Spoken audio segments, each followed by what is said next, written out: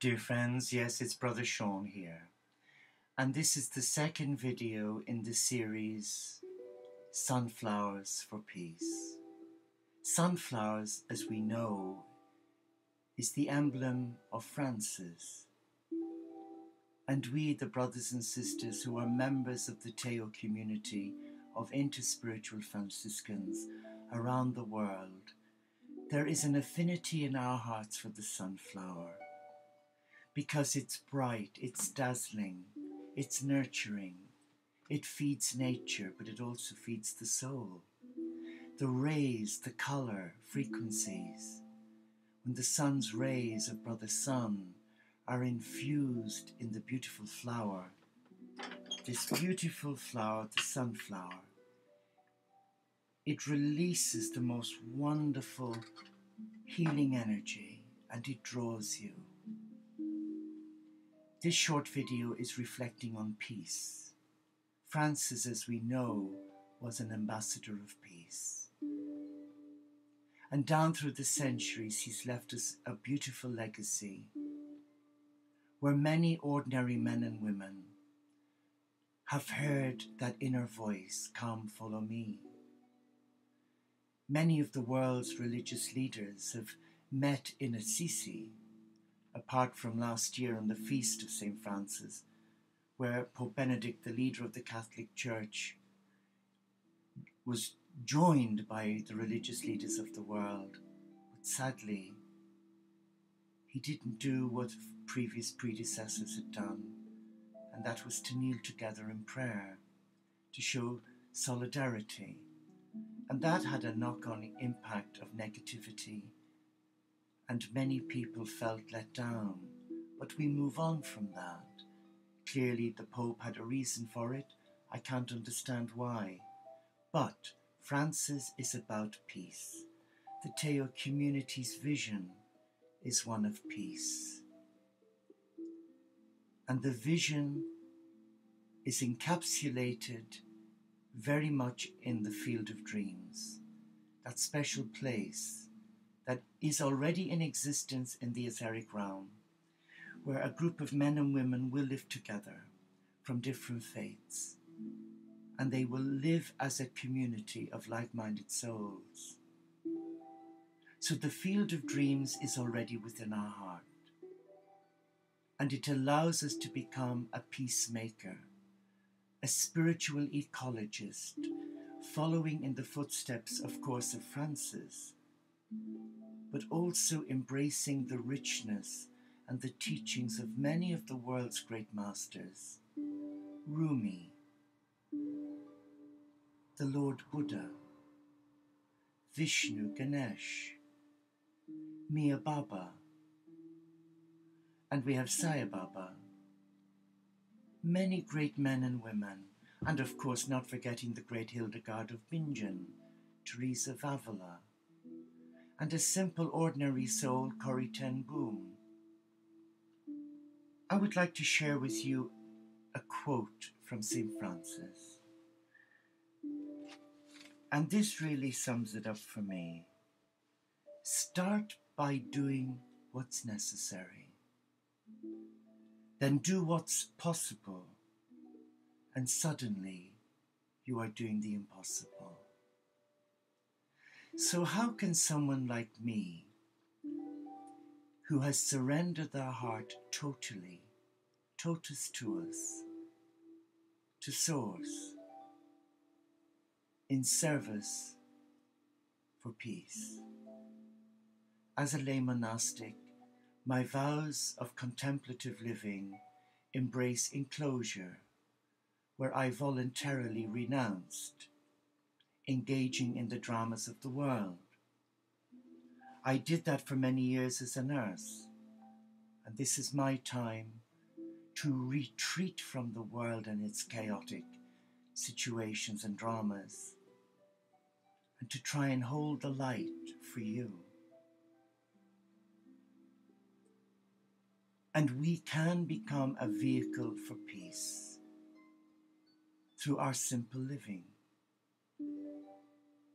But as a contemplative, many of our members are not contemplative. Some are, Some have chosen to remain working in the world as oblates and as monastics of our community. There is no pressure to become enclosed. Each person draws up their own rule of life, with peace very much at the focus of their calling. And I believe that you and I can become powerful vessels for peace. How? Through our prayer life. By doing the ordinary things extraordinarily well and offering them as a prayer for peace. Of course, many people want to be on the front line, don't they, for Greenpeace, with their placard, and quite rightly so, because mankind has taken a wrong turn, and the eco-balance has tipped over. And though many are in the fast lane of modern living, the majority of people lack peace.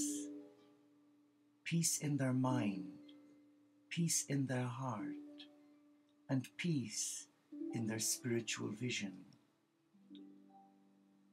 How do you retain that peace? But first, how do you acquire that peace? Very simply, surrender your heart. Surrender your heart to the Creator of peace. Whether you're a Buddhist, a Jew, a Muslim, a Wiccan, a pagan, a Baha'i, your religion doesn't matter. What matters is your heart, that it is drawn to peace.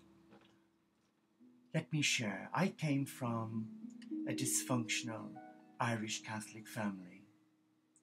My poor mom had a pretty tough time as a young girl growing up in Glasgow. She didn't have an easy life. My father came from a very well-to-do Irish family where he was thoroughly spoiled. He'd no concept of value. He was well educated from boarding school to university. And he and my mom met in Glasgow. They had 9 children. They resettled in Ireland, back with my father's roots. Neither of them were happy. Neither of them knew how to love or be loved. And I guess they passed on that restless gene to their children, where many of us have lived chaotic lives. Many of us have been drawn to chaos and drama. And I know my life, I attracted a lot of drama. In fact, there were times when I lived a chaotic life. But now, my life is devoid of chaos, because it's so difficult to be a peacemaker if you live in chaos. And peace is something we can all access. But there's a price, and the price is simply this. Surrender your heart to truth. Surrender your heart to the Supreme, and allow the Supreme Father, Mother, God of love inspire you, empower you to embrace a less chaotic life where peace and tranquility are evident, and nurture that through prayer, through silence, walks in the countryside, disengage from the city, from the fast lane, retreat from that nonsense and come back to nature, where you will feel peace, you will sense peace, you will see peace. Nature will speak to you. Nature will invigorate you to just be in that peace. And if you are centered in that peace, then you have much to offer. Interestingly, here in our little monastery garden, we have CD discs on a piece of string. And when the sun's rays hit them, it releases the most beautiful rays. And people say, why have you got CDs dangling from your tree? Very simply, the peace prayer of Francis is recorded on the CD. So when Mother Earth brings the energies and the light of Brother Sun and Sister Moon, the rays are taken from the garden with the prayer of peace to the world. It's a simple way of nurturing peace, and I recommend you do it and feel the effect of it. Namaste.